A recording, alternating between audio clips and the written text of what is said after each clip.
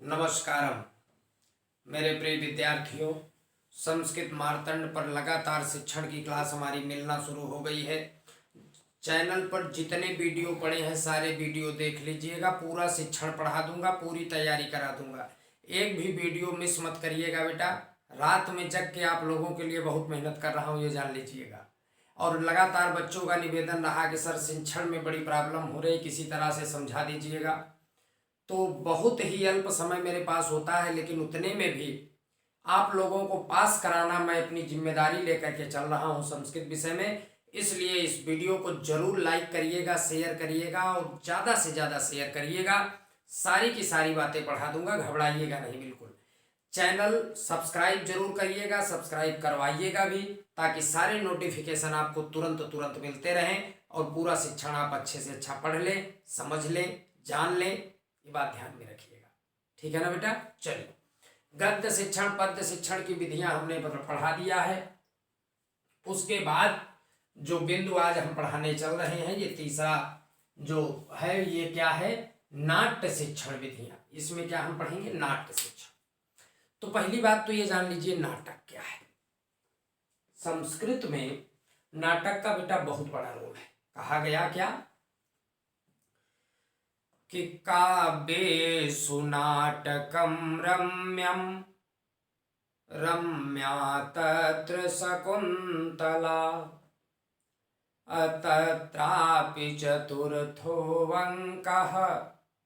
तत्रिश्लोकः चतुष्टयम्। काव्येषु नाटकं रम्यम। काव्य का मतलब साहित्य, काव्य का मतलब कविता नहीं।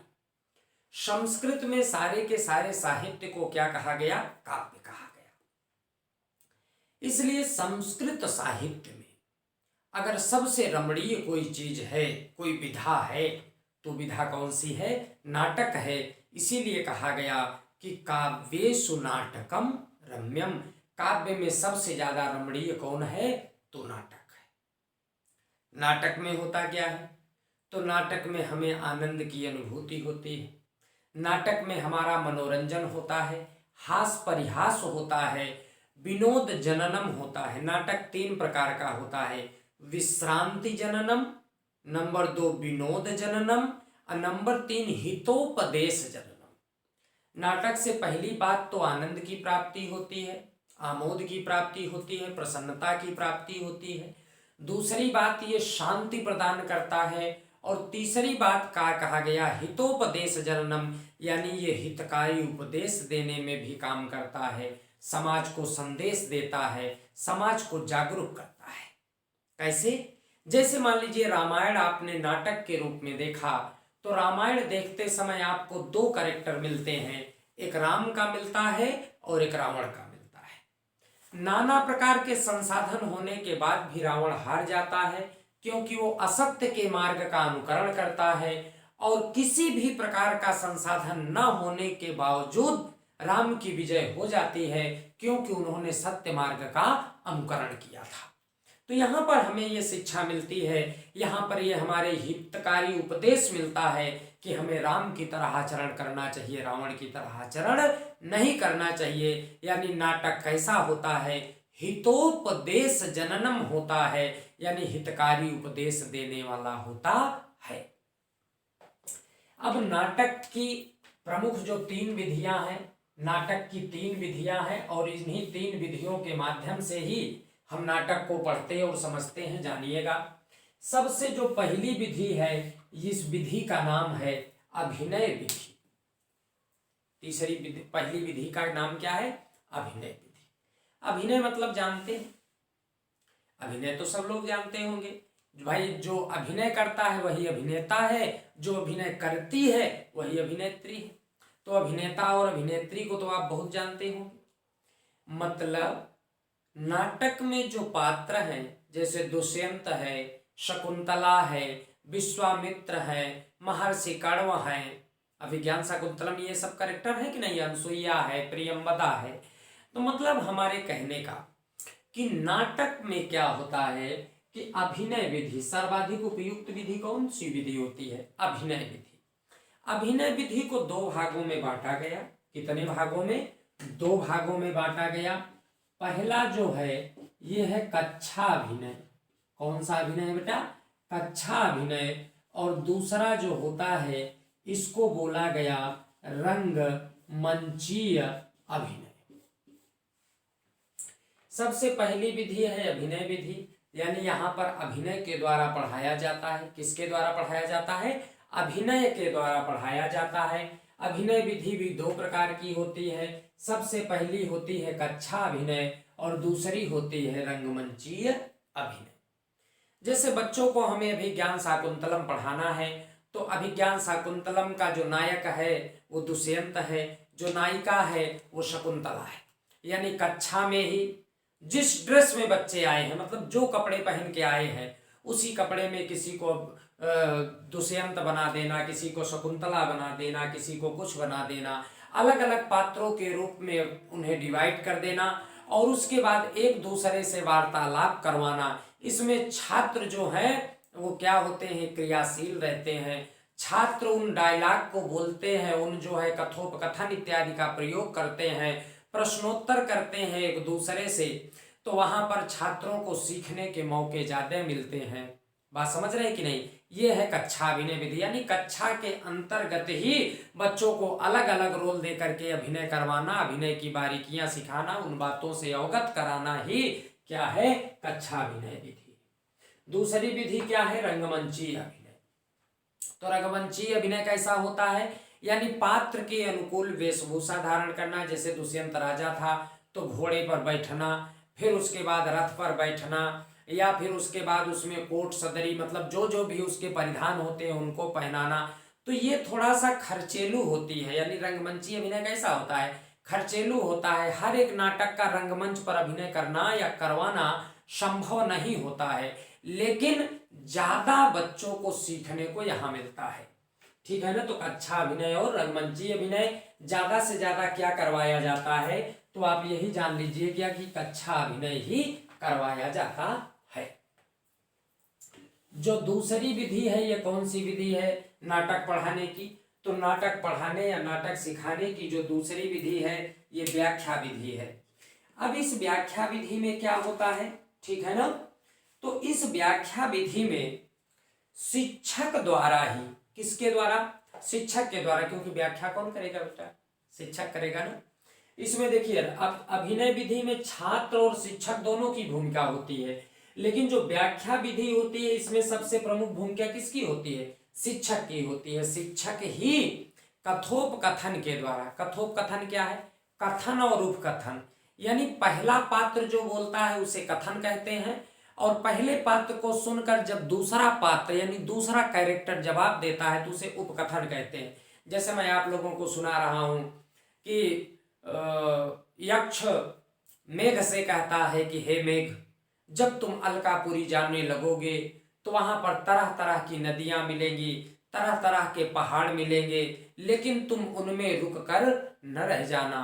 तो मेघ कहता है कि नहीं नहीं भाई, मेरा कार्य है तुम्हारा कार्य संपादित करना, और दूत का यही कार्य होता है कि बिना संदेशा पहुंचाए उसे कहीं भी आराम नहीं करना चाहिए।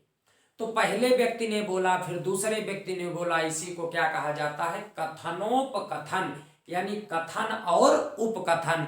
पहले जो प्रश्न किया गया उसका जो जवाब दिया गया, उत्तर प्रति उत्तर। तो इसमें शिक्षक क्या करता है? शिक्षक कथन उपकथन के माध्यम से, यानी जो जो पात्र हैं उन पात्रों के डायलॉग को, पात्रों की भाषा को उतार चढ़ाव में बोल करके एन केन प्रकारेण बच्चों के सामने प्रस्तुत करता है, और उसमें जो भी चीजें रहती हैं उनकी व्याख्या करता चलता है। यही क्या हो गई? व्याख्या विधि।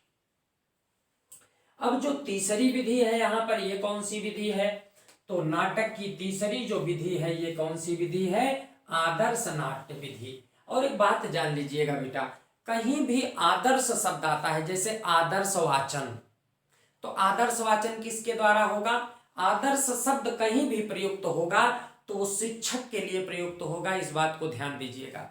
जैसे आदर्श वाचन किसके द्वारा किया जाता है? तो शिक्षक के द्वारा। अनुकरण वाचन किसके द्वारा किया जाता है? तो छात्रों के द्वारा किया जाता है। इस बात को आप ध्यान में रखिएगा, ठीक है ना। अब ये जो आदर्श नाट्य विधि है इसमें क्या करता है, तो इसमें जो शिक्षक होता है वो क्या करता है कि जिस भाव में, जैसे मान लीजिए कहीं रोने का भाव है तो रोने की तरह एक्टिंग करके, मतलब उस तरह के शब्दों का प्रयोग करके बच्चों को पढ़ाता है। कभी हंसने की बात आती है तो उस तरह से, कभी शांत रहने की बात आती है तो उस तरह से, मतलब जिस तरह से चरित्र होता है और जिस तरह से चरित्र का वार्तालाप होता है, तो चरित्र के वार्तालाप को चरित्र की परिस्थिति का अनुकरण करते हुए छात्र के सामने जब शिक्षक उस पूरे के पूरे नाटक को प्रस्तुत करता है तो उसे ही क्या कहा जाता है, आदर्श नाट्य विधि। अब इसको कैसे समझेंगे आप आदर्श नाट्य विधि को, तो ऐसा जानिएगा कि जैसे मान लीजिए कहीं भी किसी भी जगह पूछ लीजिए, किसी भी जगह जान लीजिए, राम है तो राम का कैरेक्टर है तो वो बड़ा मर्यादित होगा। अब राम मान लीजिए निषाद राज से मिलता है तो निषाद राज कहता है कि हे प्रभु, मैं आपका बिना चरण धोए पार नहीं लगा सकता, ऐसा बोल दिया उसने। अब राम क्या कहेंगे, तो राम कहते हैं कि हे निषाद राज, मैं पूर्ण मर्यादा से आपकी इज्जत करता हूं, आपका सम्मान करता हूं, क्योंकि दुनिया में संपूर्ण मनुष्य मेरे द्वारा बनाए गए हैं, मेरे द्वारा उत्पन्न किए गए हैं, इसलिए मैं किसी में कोई भेदभाव नहीं करना चाहता। अगर तुम्हारी यही इच्छा है कि तुम हमारा चरण धोने के बाद ही गंगा पार उतारना चाहते हो तो तुम चरण धो सकते हो निषाद राज। यानी जो भी पात्र है उस पात्र के अनुकूल आचरण करते हुए उतार चढ़ाव के अनुसार शिक्षक ही जब संपूर्ण नाट्य को बच्चों के सामने प्रस्तुत करता है, पात्रानुकूल होकर के बच्चों के सामने प्रस्तुत करता है, तो इसी विधि को क्या कहा जाता है, आदर्श नाट्य विधि कहा जाता है। ये बात जान लीजिएगा, ठीक है ना। ऐसे होता क्या है, तो होता यह है कि बच्चे प्रत्येक चरित्र को अच्छे से समझ जाते हैं। कोई गुस्सैल स्वभाव वाला है तो कोई नम्र स्वभाव वाला है तो कोई हमेशा हंसने वाला है, मतलब जो जैसा कैरेक्टर है उस कैरेक्टर के हिसाब से जब शिक्षक बच्चों को पढ़ाता है तो बच्चे के दिमाग में हर कैरेक्टर के प्रति एक पहचान बन जाती है और वो उस बात को अच्छे से समझ लेता है। लेकिन यहाँ पर जो छात्र होता है वो सिर्फ दर्शक होता है, जो छात्र होता है वो सिर्फ श्रोता होता है, इसलिए इस विधि को कम उपयुक्त माना गया है, लेकिन ज्यादातर होता यही है। यानी कक्षाओं में पढ़ाते समय ज्यादा से ज्यादा आदर्श नाट्य विधि का अनुकरण किया जाता है। अब इस बात को पूरी तरह से जान लीजिएगा कि संस्कृत में सबसे उत्तम विधि जो है वो नाट्य है, यानी नाटक को सर्वोत्तम साहित्य माना गया है। इसकी 3 प्रमुख विधियां हैं, अभिनय विधि, व्याख्या विधि और आदर्श नाट्य विधि।